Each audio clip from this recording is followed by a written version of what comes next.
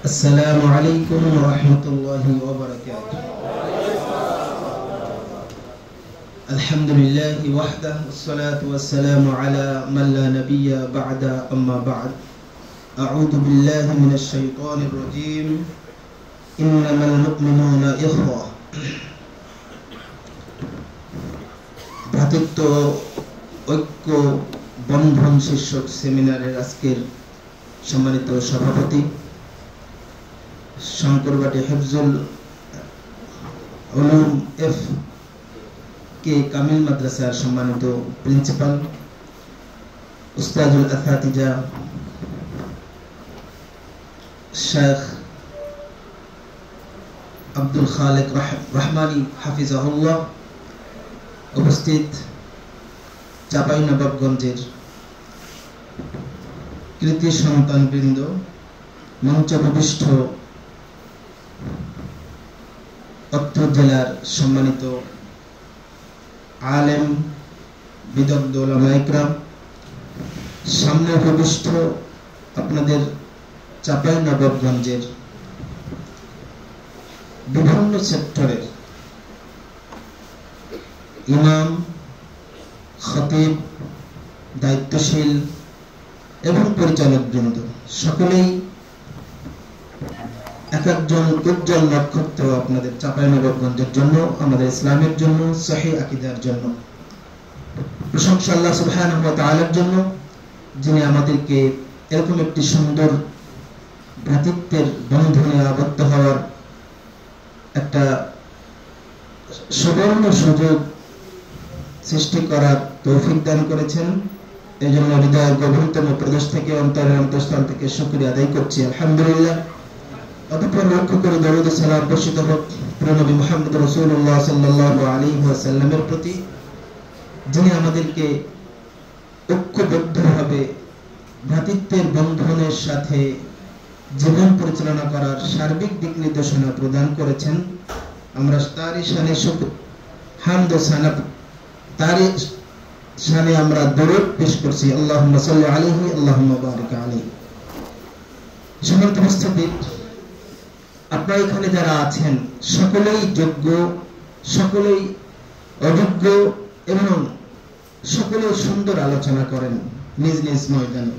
তারপরেও যেটা বলছিলেন গোলাম রব্বানী ভাই, আমাদেরকে আলোচনা করার কথা বলেছেন, সে সূত্রে আমাদের কিছু কথা বলার।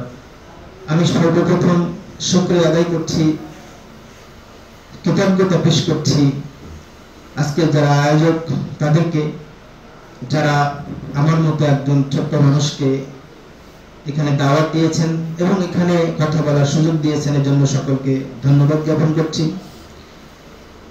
এবং আপনারা উপস্থিত হয়েছেন এজন্য আপনাদের সকলকে ধন্যবাদ ও মোবারকবাদ জানাচ্ছি। সম্মানিত উপস্থিতি,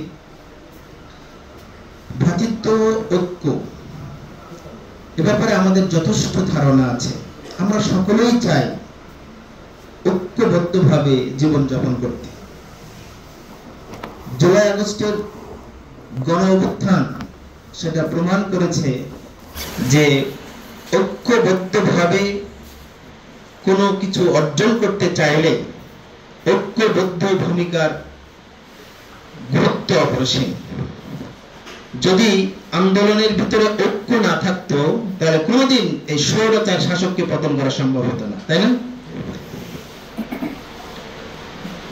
সম্মানিত উপস্থিতি, এজন্য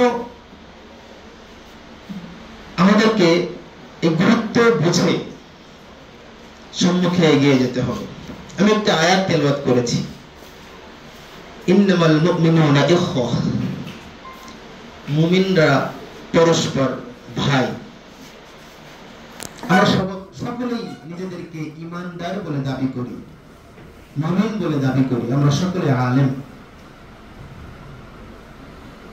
কিন্তু আমাদের বর্তমান সমাজ ব্যবস্থা, সালাফি সমাজ, আহলুল হাদিস সমাজ বা আরো অন্যান্য যে সমাজ আছে, আমি অন্যান্য সমাজের কথা বলবো না আজকের,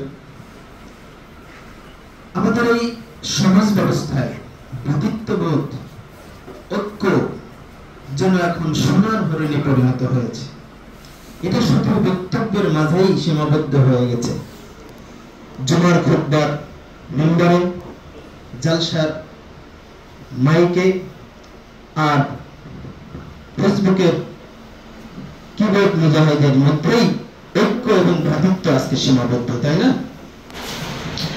আমরা সকলেই কম বেশি জানি যে ঐক্যের গুরুত্ব, সকলেই জানি অনেক, কিন্তু আমরা সকলেই নিজ নিজ গতিতে কাজ করতে পছন্দ করি।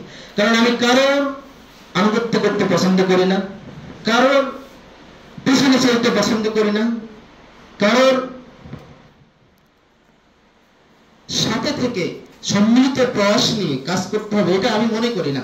কারণ আমি একজন বড় শিক্ষিত মানুষ, আমি একজন বড় আলেম মানুষ, আমার কথা মানুষ উঠবে, আমার কথা মানুষ বলবে, আমি যা বলবো তাই শুনবে। এই যে মানসিকতা আমাদেরকে সবচেয়ে ক্ষতিগ্রস্ত করে দিয়েছে। দেখেন, ইসলাম এমন একটি দিন, এমন কোন দিক ও বিভাগ নেই, এমন কোন সেক্টর নেই যেখানে ইসলামের সুনির্দিষ্ট দিক নির্দেশনা উল্লেখ করা নেই। আল্লাহ তাআলা বলছেন সূরা আল-আহজাব 5 নম্বর আয়াত, ফাইখওয়ানুকুম ফিদ-দীনি ওয়া মাওয়ালিকুম, যে তারা তোমাদের দ্বীনি ভাই এবং বন্ধু। এই যে দ্বীনি ভাই, দ্বীনি ভাইয়ের পরিচয়, দ্বীনি ভাইয়ের সাথে সম্পর্কের মানদণ্ড কি, কেমন হওয়া উচিত, আমরা প্রথমে জানব এই ভ্রাতৃত্বের পরিচয়। আতিয়া ইবনে মুহাম্মদ সালেম রাহিমাহুল্লাহ তিনি একটি চমৎকার বক্তব্য দিয়েছেন। তিনি বলছেন, আল উখুওয়াতুল্লাতী হিয়া নি'মাতুম মিনাল্লাহ আকওয়া তালাহুমান ওয়া তারাবুতান মিনাল বুনুওয়াতি ওয়াল উবুওয়াতি ফিন নাসাব। তিনি বলছেন, ভ্রাতৃত্ব এমন একটি জিনিস যা আল্লাহর পক্ষ থেকে প্রাপ্ত একটি নিয়ামত। ভ্রাতৃত্ব এমন একটি জিনিস যা আল্লাহর পক্ষ থেকে প্রাপ্ত একটি অন্যতম নিয়ামত, অন্যতম অনুগ্রহ।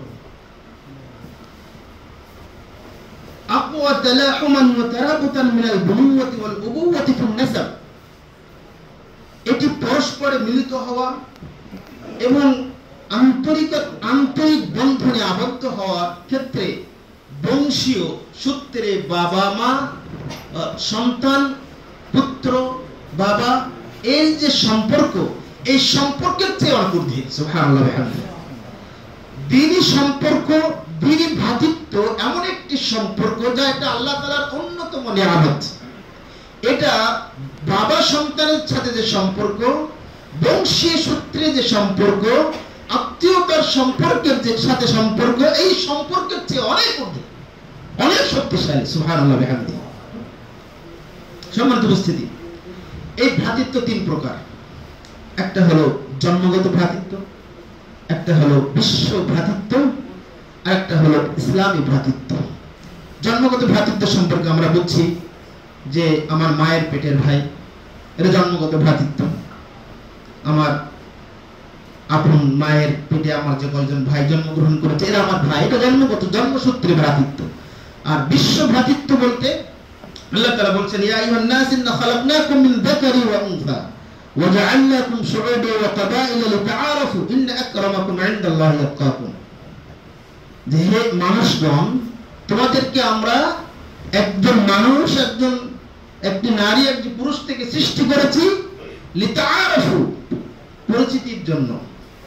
গোটা বিশ্ব মানবতাকে লক্ষ্য করে আল্লাহ রাব্বুল আলামিন এখানে বলছেন, এই যে মানুষ হিসেবে আমাদের চাহিদা, আমাদের ক্ষুধা, আমাদের চিন্তা, আমাদের এই বিষয়গুলোর ক্ষেত্রে আমরা বিশ্ব ভ্রাতৃত্বের বন্ধনে আবদ্ধ। পৃথিবীর যে কোনো প্রান্তে হোক না কেন, আমরা মানুষ, আমরা কালো হই, ধলা হই, সাদা হই, নিগ্র হই, ফর্সা হই, ধনী হই, দরিদ্র হই, যে কোনো স্তরে, যে কোনো স্থানে এটা আমাদের বিশ্ব ভ্রাতৃত্বের বন্ধনের কথা এখানে বলা হয়েছে। আলোচনা অনেক করলে অনেক করা যায়। ইসলামী ভ্রাতৃত্ব মূলত ইমানের ভ্রাতৃত্ব। ইসলামী ভ্রাতৃত্ব মূলত ইমানের সাথে সম্পর্ক, ইমানের সাথে সম্পর্ক। আল্লাহ তাআলা বলেছেন, ইন্নামাল মুমিনুনা ইখওয়া ফাআসলিহু বাইনা আখওয়াইকুম ওয়াত্তাকুল্লাহা লাআল্লাকুম তুরহামুন। মুমিনগণ পরস্পর ভাই ভাই, যদি নিজেদের ভিতরে কোনো দ্বন্দ্ব, ফাসাদ, সমস্যা এসে যায়, মীমাংসা করে দাও, যাতে করে তোমরা রহমত প্রাপ্ত হবে। সম্মানিত সুধীমণ্ডলী, এই ইসলামী ভ্রাতৃত্বের মূল মানদণ্ড হলো ঈমান। খেয়াল করুন, ইসলামী ভ্রাতৃত্বের মূল মানদণ্ড হলো ঈমান। ইসলামী ভ্রাতৃত্বের মূল মানদণ্ড হলো ঈমান। যার ঈমান যত বেশি শক্তিশালী, যার ঈমান যত বেশি মজবুত, তার পরস্পর ভ্রাতৃত্বের বন্ধন তত বেশি মজবুত। যার ঈমানের ভিতরে ত্রুটি এসে যাবে, অন্য মুসলিম ভাইয়ের প্রতি হিংসা বিদ্বেষ তার ভিতরে তত প্রকাশ পাবে। সম্মানিত সুধীমণ্ডলী, কিয়ামতের দিন এমন একটা জায়গা যেটা আমরা সকলেই জানি, বর্ণনা, বাবা মা, সন্তান সন্ততি, ভাই বোন কেউ কাজে আসবে না। সূরা আবাসাতে আল্লাহ তাআলা বলছেন, ফাইদা জাআতিস সাখা, যেদিন কর্ণ বিদারক আওয়াজ আসবে, ইয়াউমা ইয়াফিরুল মার'উ মিন আখিহি ওয়া উম্মিহি ওয়া আবিহি ওয়া সাহিবাতিহি ওয়া বানিহি লিকুল্লি ইমরিইন মিনহুম ইয়াওমাইযিন শা'নু ইগনিহু। এটা আমরা বুঝতে পারছি না সবাই? নিজের আপন মায়ের পেটের ভাই দেখে পালিয়ে চলে যাবে, কাজে আসবে না। যে ভাইয়ের জন্য আমি লাঠি ধরি, যে ভাইয়ের জন্য আমি রক্তাক্ত হই, যে ভাইয়ের জমি নিয়ে আমি মারামারি কাটাকাটি করি, কাজে আসবে না। মা, মায়ের সন্তান লালন পালন করার ক্ষেত্রে বাবা মায়ের যে ভূমিকা, বিশেষ করে মায়ের যে অবদান, এটা আমরা কেউ ভুলতে পারবো না। কিয়ামতের দিন মা কাজে আসবে না, বাবা কাজে আসবে না। ও সাহিবাতিহি ওয়া বানি, প্রেমময় স্ত্রী যার জন্য আমি আমার জীবন যৌবন, আমার সময় শ্রম ব্যয় করে দিই, সেই স্ত্রী সন্তানও কাজে আসবে না। লিকুল্লি ইমরিইন ইয়াওমাইযিন শা'নু ইগনি, সেদিন আমরা সবাই নিজেকে নিয়ে ব্যস্ত থাকবো, নাফসি করতে থাকবো। সূরা মাআরিজে আল্লাহ তাআলা একই ভাবে আলোচনা করেছেন, সাউসরি ইন্নাহুম ইয়ারাউনাহু বাঈদা, যারা পরকালকে অস্বীকার করে তারা মনে করে কিয়ামত খুব দূরে, অনেক দূরে, সুদূর পরাহত। আল্লাহ বলছেন, তারাহু ওনারাহু কারিবা, কিন্তু আমরা তাকে খুব নিকটবর্তী ভাবছি, খুব নিকটবর্তী। ইয়াউমা তাকুনুস সামাউ কাল মুহল, যেদিন আসমান সমূহ গলিত পদার্থের মতো হয়ে যাবে। ওয়া তাকুনুল জিবালু কাল আহিন, পাহাড় সমূহ তুলিত ধরির ন্যায় উঠতে থাকবে। ওয়ালা ইয়াসআলু হামিমুন হামিমা, যেদিন অন্তরঙ্গ কোনো বন্ধু থাকবে না। ইউবাসসিরুনাহুম ইয়াউদ্দুল মুজরিমু লাউ ইফতাদি মিন আযাবিন ইয়াউমাইযিন বানি, সেদিন পরস্পর সবাই আমরা একজন আরেকজনকে দেখতে পাবো।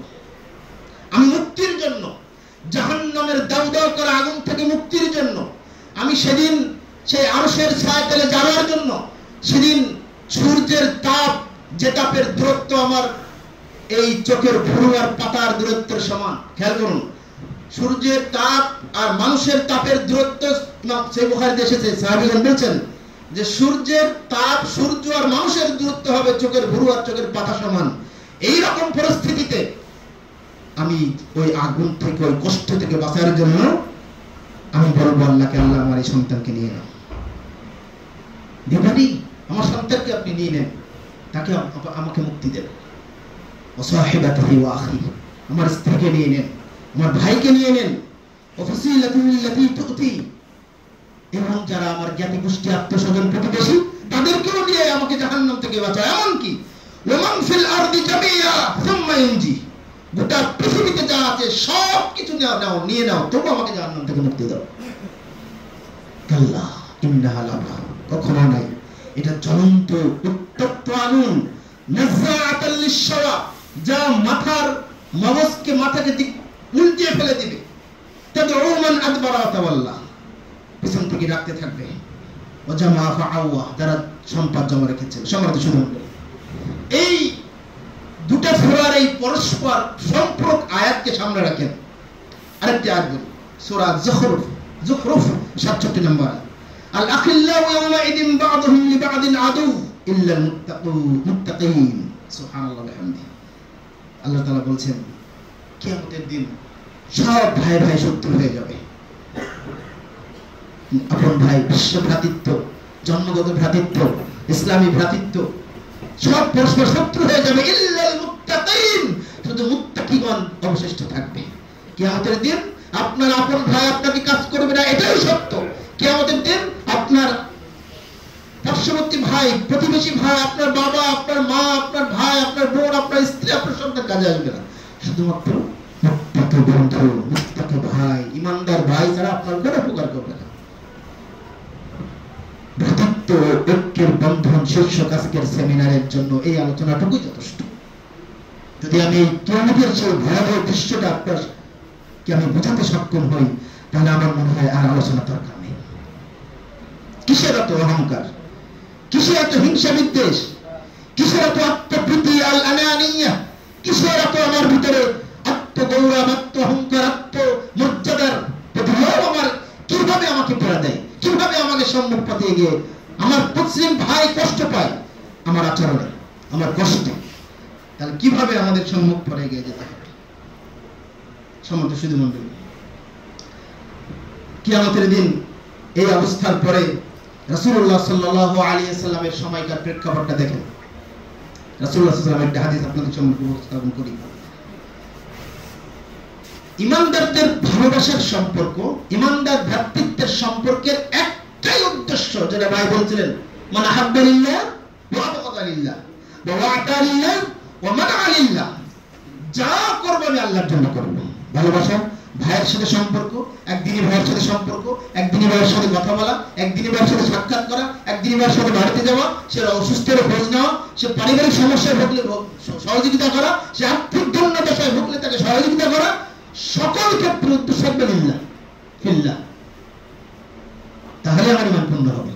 আল্লাহ রাসূল সাল্লাল্লাহু আলাইহি ওয়াসাল্লাম একটা চমৎকার হাদিস আমি আপনাদেরকে উপস্থাপন করব, যেটা আপনারা জানেন। কি সেটা?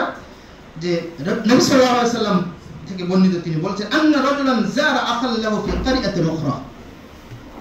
একজন মুসলিম ভাই সে অন্য গ্রামে এক ভাইয়ের সাথে সাক্ষাৎ করতে যাচ্ছে। যখন যাচ্ছে, রাস্তার সামনে সম্মুখে দিকে আল্লাহ একজন ফেরেশতাকে নিযুক্ত করে দিয়েছেন। বলুন তো, এই ব্যক্তি কি নবী রাসূল ছিলেন? একজন মুসলিম ভাই, মুসলিম ইমানদার মানুষ, তাকে তার জন্য আল্লাহ তাআলা ফেরেশতা নিয়োগ করলেন। ফেরেশতা নিয়োগ করলেন, অতঃপর যখন ফেরেশতার কাছাকাছি আসলো, তখন ফেরেশতা বলছে, আইনা তুরিদ, তুমি কোথায় যাচ্ছ? তখন বলছে, উরিদু আখাল্লি ফি হাদিহিল ক্বারিয়া, আমার ওই গ্রামে, এই গ্রামে আমার একজন ভাই আছে, তার সাথে সাক্ষাৎ করতে যাচ্ছি। তখন বলছেন, হাল্লাকা আলাইহি মিন নি'মাতিন তারুদ্দুহা, তার কাছে এমন কোন নিয়ামত আছে বা এমন কোন অনুগ্রহ তার কাছে পাও যে তুমি তার সাথে আনতে যাচ্ছ? বলছেন না। তাহলে কিসের জন্য যাচ্ছ? যে আমি শুধুমাত্র তার সাথে সাক্ষাৎ করতে যাচ্ছি, আল্লাহকে ভালোবাসা, আল্লাহর জন্য আমি তার সাথে সাক্ষাৎ করতে যাচ্ছি। তখন ফেরেশতা কি বলেছিলেন? তিনি বলেছিলেন, ফাইন্নী রাসূলুল্লাহ, আমি এসেছি আল্লাহর দূত হিসেবে তোমার কাছে, আল্লাহর দূত হিসেবে এসেছি। বিআন্নাল্লাহ ক্বাদ আহাব্বাকা কামা আহাব্বাতুহি, তুমি যেভাবে ওই ব্যক্তিকে আল্লাহর জন্য ভালোবেসেছো, আল্লাহ তোমার জন্য ভালোবাসে, আল্লাহ তোমাকে ভালোবাসে। সুবহানাল্লাহ। এই হাদিসের গভীরতা আপনি বুঝতে পারছেন? এই ভালোবাসাটা কি? শুধু আল্লাহকে খুশি করার জন্য। ও অন্য গ্রামে এক ভাইয়ের সাথে সাক্ষাৎ করতে যাচ্ছে, আল্লাহকে খুশি করার জন্য। এই হাদিসের প্রতি আমল কি আমাদের আছে? হাদিসের প্রতি আমল আমাদের নাই। সম্মানিত সুধী মণ্ডলী, আমাদের চোখের সামনে আমাদের চিন্তার বিপরীতের কোন ভাই যদি কষ্ট পাই, তার কষ্ট পেলে আমি খুশি হই,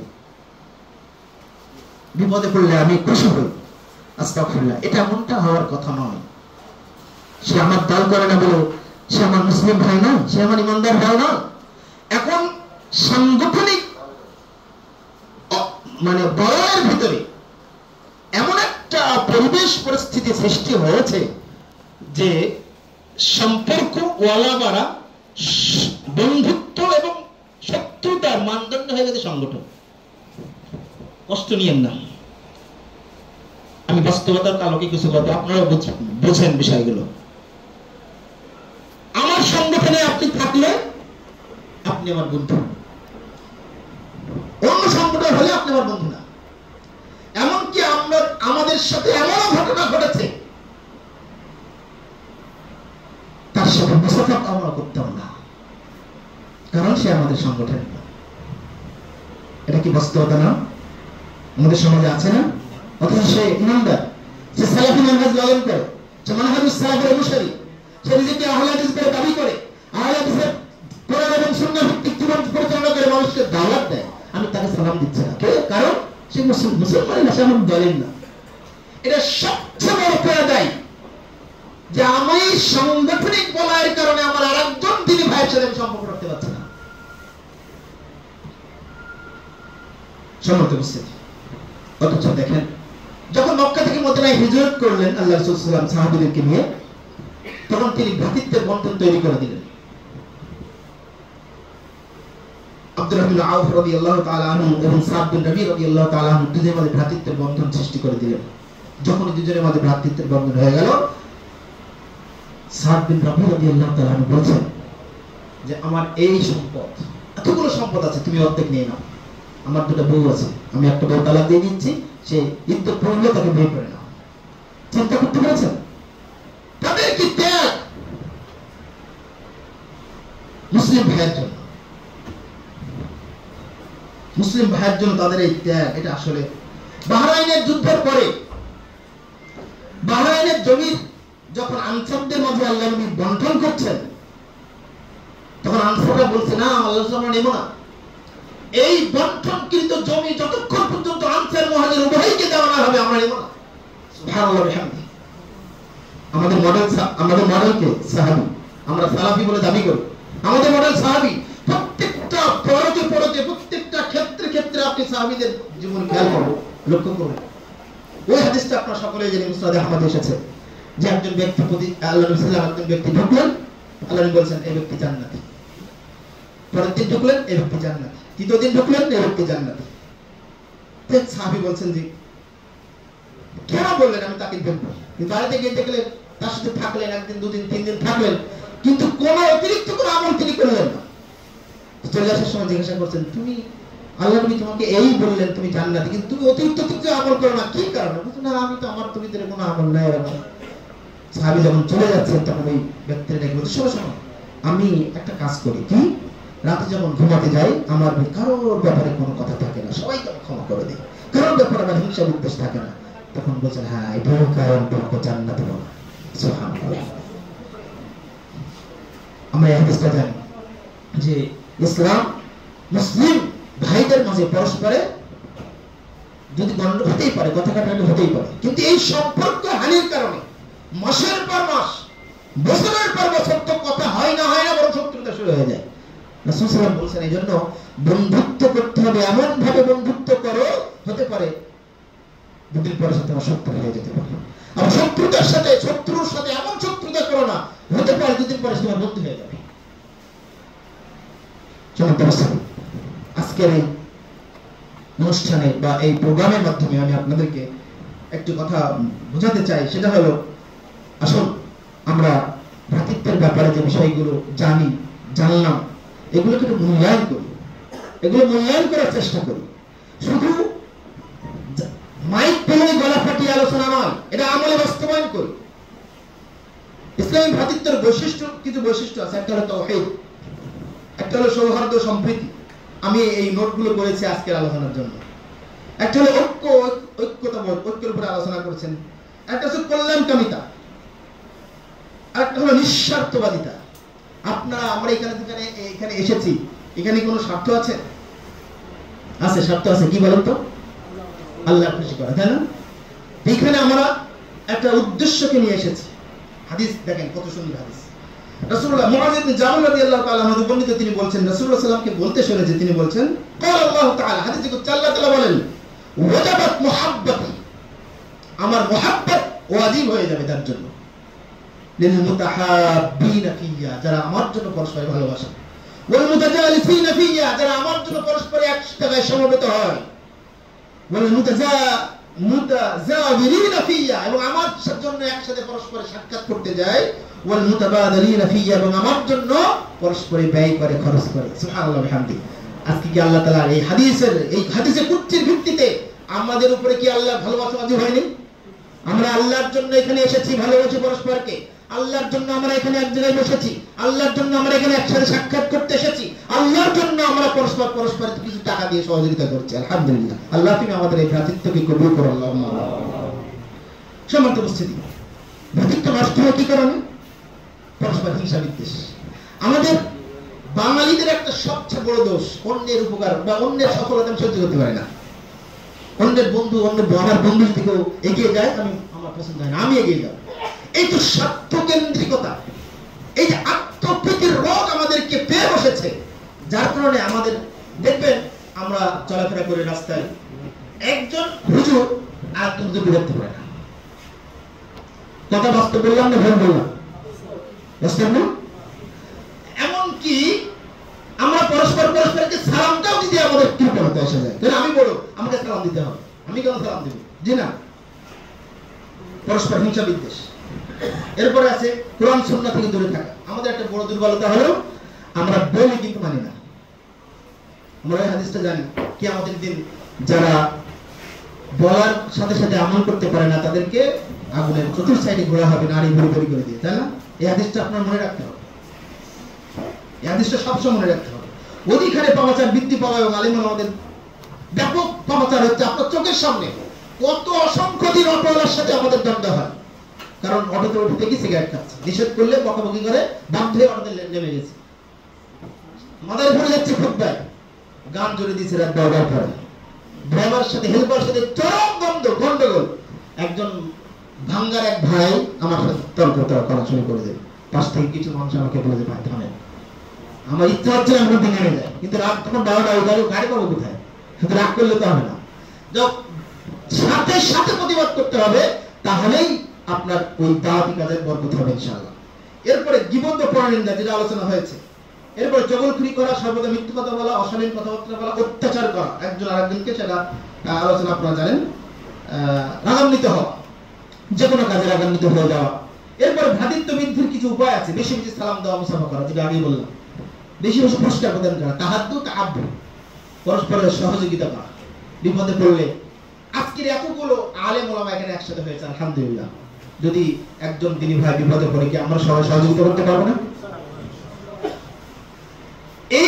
এইটার মাধ্যমে ভালোবাসা, ভ্রাতৃত্বের বন্ধনটা মজবুত হবে। এবার পরস্পর অনেকদিন কথা নেই, এখন আধুনিক যুগ, দেখা না করলে ফোনে তো কথা বলা যায়। যে টেনশন কি হয়েছে, ও আমাকে ফোন দেয় না, আমি কেন ফোন দেব? ও আমার ফোন দেয়, এই কারণে আজকের যুগের আত্মীয়তা নষ্ট হয়ে যাচ্ছে। বাড়িতে এসে দাওয়াত করতে হবে, আমাকে ফোন দেয় না দীর্ঘদিন, আমি কেন ফোন দেব? আপনার আপন ভাই ফোন দেয় না, কেন ফোন দেবেন না আপনি? রাসূল সাল্লাল্লাহু আলাইহি ওয়াসাল্লাম বলছেন, আবু যর রাদিয়াল্লাহু আনহু বলছেন, আমার দোস্ত খালিল মুহাম্মদ সাল্লাল্লাহু আলাইহি ওয়াসাল্লাম আমাকে 7টি কিছু আদেশ দিয়েছেন, তার মধ্যে পঞ্চম নম্বরটা হলো যে আত্মীয়তার বন্ধন অটুট রাখো, যদিও সে তোমাকে ছিন্ন করে দেয়, তোমাকে অটুট রাখতে হবে। এটা ঈমানদারদের বৈশিষ্ট্য। এরপর আছে অসুস্থ ব্যক্তিকে দেখতে যাও, সময় শেষ।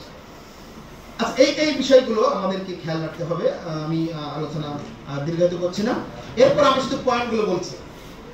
আমাদের এই ভ্রাতৃত্ব, আমাদের এই ঐক্য, মুসলিম সালাফি মানহাজের যুবকদের ভিতরে, আলেম সমাজের ভিতরে যে অনৈক্য, এগুলোর কারণ এবং সেখান থেকে মুক্তির উপায় আমি সংক্ষেপে বলছি। একটা হলো ইসলাম সম্পর্কে আমাদের যথেষ্ট ধারণা রাখতে হবে। এক্ষেত্রে আমাদের 5টা বিষয়কে অগ্রগণ্য করতে হবে। ইসলাম সম্পর্কে ধারণা, ইসলাম সম্পর্কে জ্ঞান অর্জনের করার ক্ষেত্রে 5টা বিষয়কে অগ্রগণ্য করতে হবে। 1, তাওহীদ আকীদা সম্পর্কে আপনাকে আমাকে যথেষ্ট জ্ঞান অর্জন করতে হবে, পরিপূর্ণ জ্ঞান অর্জন করতে হবে। আলহামদুলিল্লাহ আমাদের বাকির ভাই অনেক সুন্দর আলোচনা করেন তাওহীদ মানহাজ আকীদা সম্পর্কে। 2 নম্বর ইবাদতের আহকাম ও তার গুরুত্ব সম্পর্কে, সালাত, সিয়াম, হজ, যাকাত, আরো এইগুলো সম্পর্কে পূর্ণ জ্ঞান অর্জন করতে হবে, যেটা আমরা রাখি। 3 নম্বর ইসলাম ও জাগতিক কার্যক্রমের মাঝে সমন্বয় মূলনীতি সম্পর্কে জ্ঞান অর্জন করতে হবে। এখন সামনে নির্বাচন, কি করব? এ ব্যাপারে প্রত্যেকটা আলেমকে যথোপযুক্ত সালাফদের মূলনীতি জেনে বুঝে মানুষকে বোঝাতে হবে। এই ব্যাপারে জ্ঞান নেই আমাদের।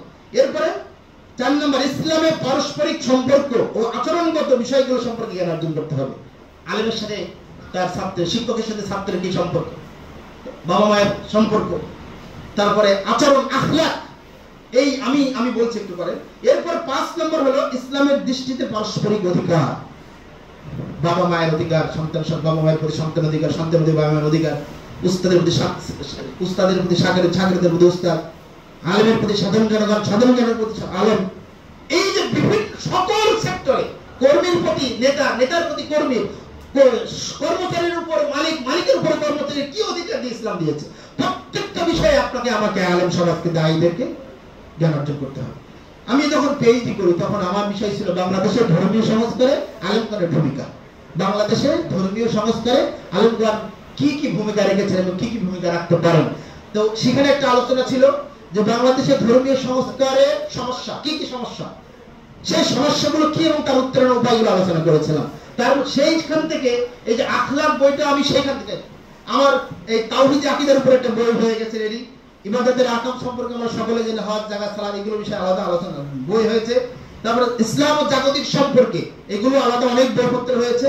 পারস্পরিক অধিকার আর আখলাক আচরণ এগুলো সম্পর্কে আমাদের যথেষ্ট জ্ঞানের ঘাটতি আছে, আমরা এগুলো মেনে চলার চেষ্টা করি না। এরপরে 2 নম্বর ছিল অন্তরায়। সুতরাং এগুলো উত্তরণীয় উপায় করতে গেলে এগুলো জানতে হবে। 2 নম্বর প্রচলিত ভ্রান্ত আকীদা এবং মুক্তির পন্থা। ভ্রান্ত আকীদাও আমাদের অনেকের কারণ, এখান থেকে মুক্তি হতে গেলে ভ্রান্ত আকীদা থেকে বিরত থাকতে হবে। 3 নম্বর শিরক বিদআতের কুপ্রভাব তার বাঁচার উপায়, জাল জৈবদের সম্পর্কে সচেতনতা প্রতিকার ব্যবস্থা, উছুরি মতপার্থক্য এবং এর থেকে এটা আলোচনার এই উছুরি মতপার্থক্যের বিষয়টা খুব আলোচনার দাবি রাখে। বিভিন্ন ফেরকার উত্থান ও বিভক্তি এবং তার পর্যালোচনা, পাশ্চাত্য দর্শন, মতবাদ এবং তার অসৎ প্রমাণ, এই বিষয়গুলো আমরা আলোচনা করার ইচ্ছা ছিল, কিন্তু সময় সংকটের কারণে আলোচনা করা সম্ভব হলো না। সম্মানিত উপস্থিতি, শেষে এসে আমি আপনাদের উদাত্ত আহ্বান জানাতে চাই। সেটা হলো চাঁপাইনবাবগঞ্জ এটা ঐতিহ্যবাহী একটা জেলা, যেখানে সালাফি মানহাজের আকীদা ও বিশ্বাসের অনেক মানুষের বসবাস। আলহামদুলিল্লাহ, এখানে গোটা বছরে যে পরিমাণ দাওয়াতি কাজ হয় আমাদের দক্ষিণ অঞ্চলে সে দাওয়াতি কাজ হয় না। শুধু চাপায় যে পরিমাণ জালসা হয়, চাপায় যে পরিমাণ প্রোগ্রাম হয়, চাপায় যে পরিমাণ ইসলামী দাওয়াতি প্রোগ্রামগুলো হয়, আমাদের দক্ষিণ অঞ্চল সাতক্ষীরা, খুলনা, বগুড়া, যশোর, তারপরে এই এলাকায় অতটা প্রোগ্রাম ওই অঞ্চল ব্যাপী অতটা প্রোগ্রাম হয় না। আলহামদুলিল্লাহ, এক্ষেত্রে আপনাদের ভূমিকা অনেক। আপনাদের নিকটে আকুল আবেদন জানাই যে আজকের এখানে আমরা এসে যে ভ্রাতৃত্বের বন্ধনের যে একটা নজির স্থাপন করলাম, এটা কি আমরা ধরে রাখতে পারবো না ইনশাআল্লাহ? এখান থেকে যে টিম ভিত্তিক একটা টিম গঠন করা হয়েছে, এই টিম ভিত্তিক দাওয়াতি কাজ আমরা করতে পারবো না? একাকী কাজ করা আর সম্মিলিত প্রয়াসের কাজ করার ফজিলত আমরা সকলেই জানি। বাস্তব উদাহরণ এই জুলাই বিপ্লবের আন্দোলন। ঐক্য না থাকতো ছাত্রদের ভিতরে কোনদিন হাসিনাকে ঠেকাতে পারত না। অতএব আমরা এটা জানি। আপনাদের কাছে আবেদন, যে টিমটা গঠন করা হয়েছে এলাকা ভিত্তিক, হয়তো কারো ব্যস্ততা থাকতে পারে, কিন্তু ব্যস্ত আছে বলে আর সেখানে দাওয়াতি কাজ হবে না এমনটা নয়। আলহামদুলিল্লাহ, চাঁপাইনবাবগঞ্জের যে পরিমাণ আলেম, এটা চাঁপাইনবাবগঞ্জের জন্য এটা আশীর্বাদ, সৌভাগ্যের বিষয় যে এত আলেমের বাসস্থান এখানে, এত আলেমের জন্ম হয়েছে এখানে। আলহামদুলিল্লাহ, তা আলেম হয়ে বসে থাকলে তো হবে না, ঘুরে ঘুরে দাওয়াত দিতে। একা মুসাব বিন উমাইর গোটা মদিনাকে কাঁপিয়ে দিয়েছিলেন এক বছর, ঘরে ঘরে গিয়ে তাবুতে গিয়ে দাওয়াত দিয়েছিলেন। আপনি জানেন আল্লাহ রাসূল সাল্লাল্লাহু আলাইহি ওয়াসাল্লামের আগেই মদিনাতে তিনি জুমা চালু করেছিলেন।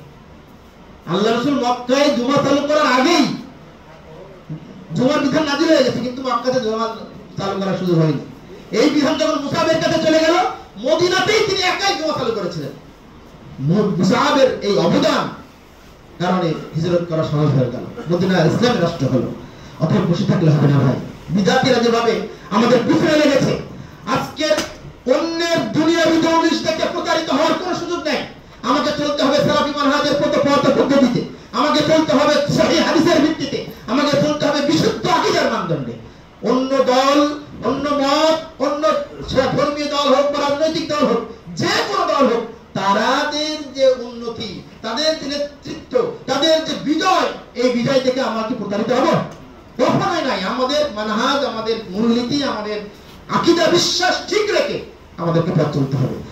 আপনাদের চাঁপাইনবাবগঞ্জের দিনে ভাইদেরকে আমি উদাত্ত আহ্বান জানাবো, আসুন আজকের এই ভ্রাতৃত্ব ঐক্যের বন্ধন শীর্ষক সেমিনারের পক্ষ থেকে যে নির্দেশনা আপনাদেরকে দেওয়া হয়েছে, এই সম্মিলিত প্রয়াস নিয়ে ভ্রাতৃত্বের বন্ধনকে অক্ষত রেখে, অক্ষুণ্ণ রেখে আমরা যেন আমাদের এলাকায় দাওয়াতি কাজকে সুন্দরভাবে, সুশৃঙ্খলভাবে, নিয়মতান্ত্রিকতার সাথে পরিকল্পনা মাফিক কার্যক্রমগুলো আমরা ঢেলে সাজাতে পারি। আল্লাহ আমাদেরকে তৌফিক দান করুন। আল্লাহুম্মা আমিন। আমাদের ভিতরে হয়তো বিভিন্ন সাংগঠনিক ভাই থাকতে পারে, কোনো মতভেদ নাই, আপনি যে সংগঠন হোক না কেন। এখন বর্তমান যুগে সালাফি মানহাজের অনেকগুলো সংগঠন আছে। ঐক্য কিভাবে হবে? আপনি যুব সংঘ করেন, আপনি জমিয়ে করেন, সুকদান করেন, সেটা সমস্যা নেই, কিন্তু জাতীয় ইস্যুতে রাসূলের কটূক্তির বিরুদ্ধে সালাফি মানহাজের যেখানে ক্রান্তিকাল, সেই জায়গায় সকল ঐক্যবদ্ধ ভূমিকা পালন করতে হবে। ঐক্য কথা বুঝতে পারেননি? এই কিছুদিন আগে ঈদ মিলাদুন নবী উপলক্ষে কি হলো, এই তাহেরিগণ এই মাজার পূজারীরা সোহরাওয়ার্দী উদ্যানে সমাবেশ করেছে, খেয়াল করেছেন না? আরো অন্যান্য দল করছে। আজ এই 1 বছর পার হয়ে যাওয়ার পরেও সালাফি উলামায়ে কেরাম সোহরাওয়ার্দী উদ্যানে আজও একত্রিত হতে পারে না, এটা আমাদের জন্য আফসোস। সকলেই সম্মিলিতভাবে সালাফি দাওয়াতের প্রমোটের জন্য এক মঞ্চে আসাটাই ঐক্য। আপনি যুব সংঘের প্যানেলে কাজ করেন, আপনি সুকমানের প্যানেলে কাজ করেন, আপনি জমিয়তের প্যানেলে কাজ করেন, কিন্তু জাতীয় ইস্যুতে, সালাফি মানহাজ ইস্যুতে আপনাকে আমাকে সকলে এক মঞ্চে আসতে হবে, একত্রিত হতে হবে, এটাই হলো ঐক্য। আমরা আপনাদেরকে সুদত্ত আহ্বান জানাবো, আসুন দল মত সংগঠন নির্বিশেষে আমরা সকলে সালাফি মানহাজ লালন করে বিশ্বাস করি। সালাফি মানহাজের আলোকে যেখানে সালাফি মানহাজ আঘাতপ্রাপ্ত হবে আমরা সম্মিলিতভাবে তাদেরকে রুখে দেব ইনশাআল্লাহ। যেখানে সালাফি মানহাজের দাওয়াত এবং আকীদার সম্প্রসারণে কাজ প্রয়োজন হবে আমরা সম্মিলিতভাবে ঐক্যবদ্ধভাবে সেখানে সংগ্রাম করব ইনশাআল্লাহ। করব ইনশাআল্লাহ। আল্লাহ আমাদেরকে তৌফিক দান করুন। অনেক কথা বলেছি, ছোট মানুষের ক্ষমা করবেন আর আমার জন্য দোয়া করবেন, আপনাদের সকলের জন্য দোয়া রইল। সবচেয়ে বড় বিষয় হলো আমাদেরকে এখানে কথা বলার সুযোগ দেওয়ার জন্য আপনার অনুষ্ঠানে আয়োজকদেরকে আমি আবারও ধন্যবাদ অনুভব জানাচ্ছি। অনেক ওলামায়ে কেরাম রয়েছেন, তাদের সামনে কথা বলাটা আসলে বেয়াদবি, আল্লাহ তাআলা আমাদেরকে ক্ষমা করুন এবং সকলকে ধন্যবাদ অনুভব জানিয়ে আমার আলোচনা আমি এখানে সমাপ্ত করছি। আপনাকে আস্তাগফিরুল্লাহ লি ওয়া লাকুম ওয়া লিসাইরিল মুসলিমিন। আসসালামু আলাইকুম ওয়া রাহমাতুল্লাহি ওয়া বারাকাতুহু।